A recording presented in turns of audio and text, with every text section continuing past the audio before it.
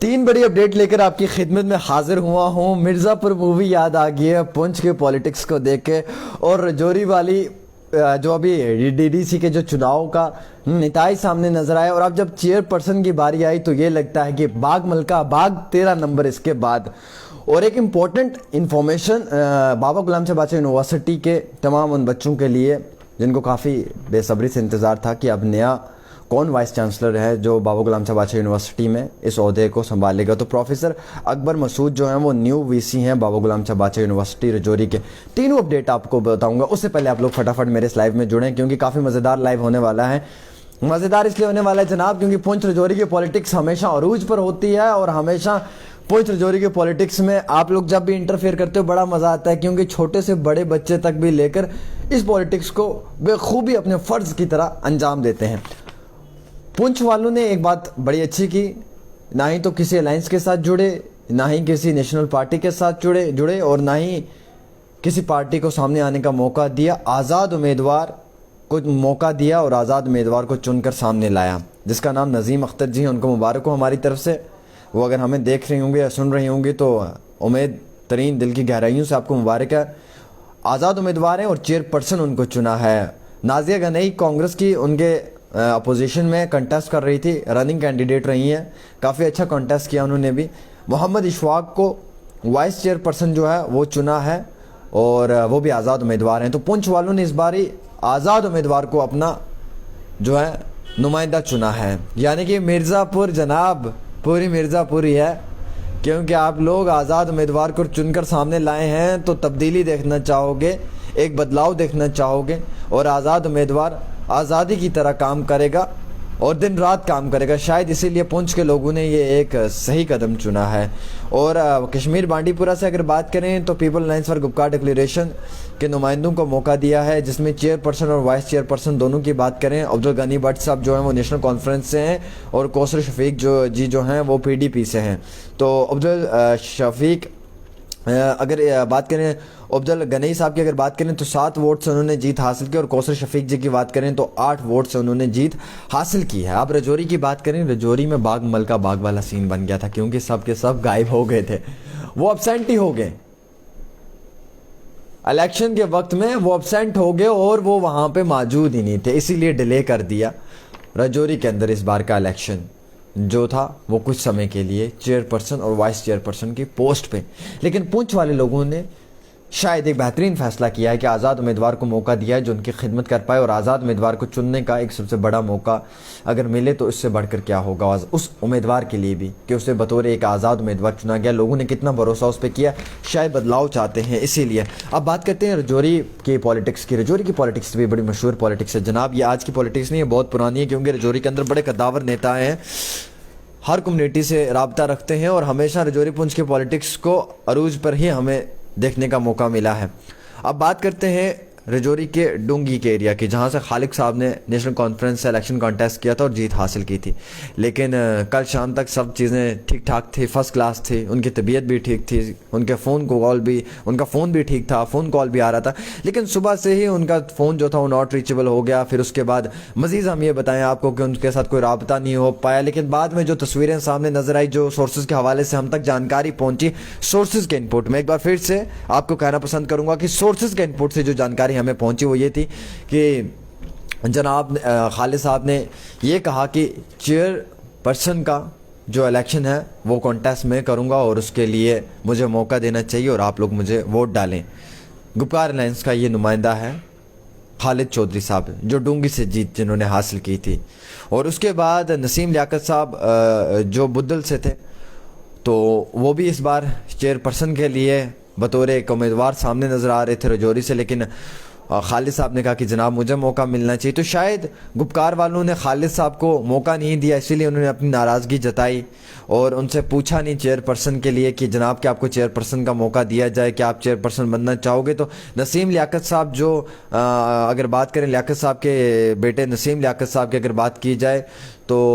उन्हें भी मौका चाहिए था इस बार के DDC के चुनाव में चेयरपर्सन बनने के लिए राजौरी से, लेकिन वहीं से खालिद साहब भी अपने दुख इजहार करने लग गए कि जनाब मुझे भी मौका देना चाहिए और आप लोग मुझे भी वोट डालें। तो शायद इसी गर्मा गर्मी के बीच में जो है ये थोड़ा सा इलेक्शन डिले हो गया है और डेट जो है वो थोड़ी दूर कर दी गई है, और ये कहा जा रहा है कि जनाब अब ये जो इलेक्शन होगा ये बड़े सोच समझ कर होगा। और एक दो कैंडिडेट्स और भी थे जो वहाँ पे इलेक्शन के वक्त में एब्सेंट थे, वो भी नहीं सामने आ पाए हैं। तो समझने वाली ये बात बन रही है कि अचानक से सब चीज़ें तैयारी थी, सब चीज़ें ठीक थी, अब वोटिंग होने वाली थी, अपना उम्मीदवार चुनना था, लेकिन आखिरी पॉइंट पर न जाने क्यों दिल घबरा गया और ऐसा महसूस किया कि हमें अपना नुमाइंदा कोई और चुनना चाहिए। तो खालिद साहब ने भी फटाफट से चेयरपर्सन के लिए अपने आप को सामने लाया और कहा जनाब मुझे भी मौका देना चाहिए, क्योंकि जमहूरियत में हर शख्स को बतौर एक इलेक्शन में एक चेयरपर्सन का मौका मिलना चाहिए। तो आप लोग मुझे वोट करें, मैं भी चेयरपर्सन बनना चाहता हूं जनाब, मेरा भी अधिकार पूरा है। तो शायद इसी अधिकार की वजह से ये इलेक्शन थोड़ा आगे पीछे होगा, क्योंकि गुपकार के जो नुमाइंदे कुछ चाहते भी थे कि जनाब खालिद साहब बने, या कुछ नहीं भी चाहते थे खालिद साहब बने। तो इसी सब चीज़ को लेकर जो अलग मुख्तलिफ जो कैंडिडेट्स थे एक दो वो भी वहाँ से एब्सेंट हो गए, और इसी एब्सेंटी की वजह से जो ये सब चीज़ें इसको डिले कर दिया। हालांकि ये भी सुनने को मिला कि वादे कस्में भी हुई, वादे कस्मों के बाद ये तक भी कहा गया कि कस्में हुई हैं, वादे हुए हैं, और ये वादे हुए हैं, ये कस्में हुई हैं कि जनाब हम एक ही को अपना नुमाइंदा चुनेंगे और उसी के साथ आखिरी सांस तक उसका साथ देंगे, और जितना हो सकता है इस इलेक्शन के बाद भी उसका साथ दिया जाएगा, और वो भी अपनी आवाम की पूरी खिदमत करेगा, और अपनी आवाम को भी एक बारी मौका देना चाहिए ऐसे कैंडिडेट को कि वो उभर कर सामने आए और अपनी आवाम की खिदमत करे और पूरे तरीके से सामने आए। लेकिन अचानक से एकदम से अफरा तफरी हुई, तस्वीरें कुछ और ही गवाही देती हैं, कस्में वादे भी टूट गए। जिसको उम्मीद थी कि मैं बनूंगा इस बार डीडीसी का चेयरपर्सन, उसके उन तमाम सपनों पे पानी फेर दिया, और जिसे भरोसा भी नहीं था कि मैंने बनना है उससे भी मौका मिल गया सामने आने का, और वहाँ से जो कस्में हुई, जो वादे हुए, वो सब टूट गए। ना कस्में रही, ना वादे रहे, ना सनम के रहे, ना विसाले यार के रहे, ना इधर के ना उधर के। तो उसके बाद तस्वीरें जो हैं वो ये भी कहलाती हैं, सोर्सेज की जानकारी जो पहुँची है, जो सोर्सेज की जानकारी के हिसाब से अब जो गुपकार के कैंडिडेट हैं वो चाहते हैं कि जनाब हमें मौका मिलना चाहिए जो डोंगी से हैं बतौर एज चेयरपर्सन के लिए, तो आप सब वोट करें। लेकिन जो बुद्दल से हैं वो साहिब चाहते हैं कि उन्हें मौका मिलना चाहिए, क्योंकि वो बड़े यंग डायनेमिक लीडर हैं, तो अवाम उन पर भरोसा करे। और इसी बीच में एक दो और कैंडिडेट्स, आज़ाद उम्मीदवार बात करें या दूसरी अन्य पार्टी की बात करें, वो भी वहाँ से एब्सेंट हो गए। तो शायद सब ने यही मान कर चले हैं, सब यही सोच कर चले हैं कि कैंडिडेट किसी और पार्टी का होना चाहिए, या तस्वीरें ये बताना चाहती हैं, या तस्वीरें ये गवाही देना चाहती हैं कि कैंडिडेट किसी और ही पार्टी का हो सकता है, जिस पे लोग विश्वास कर रहे थे, या लोगों को जिससे उम्मीद थी शायद वो ना हो, किसी और पार्टी से कोई और ही मुख्तलिफ कैंडिडेट सामने नजर आए। मे बी वो आज़ाद उम्मीदवार हो सकता है, या फिर वो किसी और पार्टी से हो सकता है जो इस बार का चेयरपर्सन के लिए सामने आए। क्योंकि गुपकार अलायंस की बात करें तो बड़ी जीत हासिल की थी रजौरी में गुपकार अलायंस ने, लेकिन अब जो इलेक्शन डिले हुआ और इस इलेक्शन के डिले होने के बाद जो तस्वीरें सामने नजर आई हैं और जो गवाही दे रही हैं, उनसे यही देखने को और सुनने को मिल रहा है कि शायद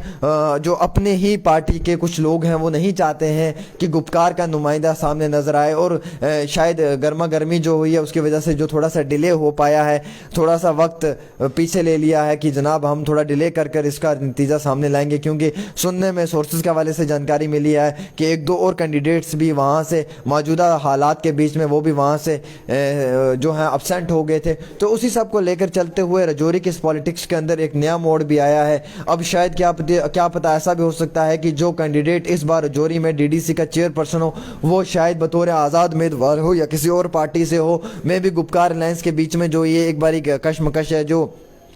देखने को मिल रही है, ये जो तस्वीरें दिखा रही हैं कि गर्मा गर्मी जो हुई है, और वहाँ से डूंगी से एक साहिब चाहते हैं कि हमें चेयरपर्सन बनाया जाए, और दूसरी तरफ से दूसरे साहिब चाहते हैं कि हमें चेयरपर्सन बनाया जाए। वादे कस्में भी हुई और वादे कस्में भी टूट गई हैं। तो लगता है कि शायद तस्वीरें भी और वक्त भी कुछ और ही चाहता है, गवाही किसी और तरफ ली जा रही है, और जिस तरफ गवाही दी जा रही है शायद वो अलग मुख्तलिफ किस्म हो सकती है जो इस वक्त हमें भी समझ नहीं आ रही है और शायद आपको भी समझ ना आए। लेकिन कुछ घड़ियों का इंतज़ार है, उसके बाद ये सब चीज़ें क्लियर हो जाएंगी और फिर आपको खुद समझ आएगी कि क्या है हकीकत और क्या है सच्चाई। लेकिन पुंछ पे थोड़ी सी बात करते हैं। पुंछ पे एक छोटी सी बातचीत होगी, क्योंकि पुंछ के अंदर इस बार लोगों ने आज़ाद उम्मीदवार को अपना बतौर नुमाइंदा चुना है, आज़ाद उम्मीदवार पे भरोसा किया है, किसी भी पार्टी पे भरोसा नहीं किया, चाहे अलायंस थी, चाहे कोई भी पार्टी थी, चाहे अपनी पार्टी थी, चाहे पीडीपी थी, चाहे कांग्रेस थी, चाहे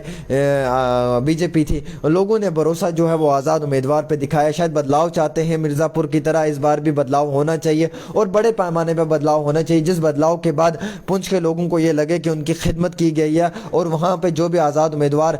इस हैसियत से चुना गया है कि ये एक छोटी उम्र का एक यंग डायनामिक है और शायद ये लोगों की खिदमत करेगा और बतौर आज़ाद उम्मीदवार वो लोगों की खिदमत करना भी चाहेगा। तो लोगों ने पुंछ के अंदर भी एक बहुत बड़ा फैसला लिया। इस बार पहली बार ऐसा दिखा है कि आज़ाद उम्मीदवार जो है वो सामने नजर आया है और बतौर वो भी वाइस एज ए चेयरपर्सन और वाइस चेयरपर्सन। और पुंछ डिस्ट्रिक्ट की अगर बात करें, बहुत अच्छी डिस्ट्रिक्ट है, बहुत बड़ी डिस्ट्रिक्ट है और यहाँ पे सियासत की अगर बात करें तो बहुत ज़बरदस्त सियासत है पुंछ के अंदर, क्योंकि पुंछ की सियासत जो है, पुंछ की जो पॉलिटिक्स है वो हमेशा हमें पीक पे दिखती है। क्योंकि पुंछ की पॉलिटिक्स की जितनी भी बात की जाए उतनी कम है, क्योंकि पुंछ के अंदर कोई छोटी पॉलिटिक्स नहीं है, बहुत बड़ी बड़ी पॉलिटिक्स और बहुत बड़े डायनामिक लीडर्स हैं, लेकिन उनको मौका नहीं दिया है, आज़ाद उम्मीदवार को मौका दिया। तो आप समझ सकते हैं कि शायद बतौर आज़ाद उम्मीदवार जिसको भी मौका दिया गया है उसे इस बार पुंछ के लोगों के उम्मीदों पर खरा उतरना चाहिए, क्योंकि पुंछ के लोगों ने अपना अपना अपना नुमाइंदा चुना है। और बाबा गुलाम शाह बादशाह यूनिवर्सिटी को लेकर स्टूडेंट्स के लिए एक मोस्ट इंपॉर्टेंट अपडेट है कि जनाब वहाँ पर प्रोफेसर